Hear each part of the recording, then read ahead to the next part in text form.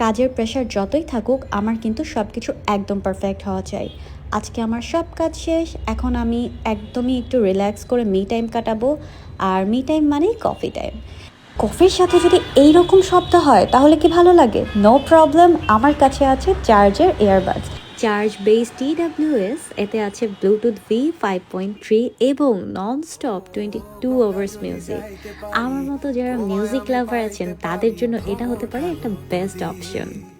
শত ব্যস্ততার মাঝেও মনে হচ্ছে অন্য একটা দুনিয়াতে চলে এলাম।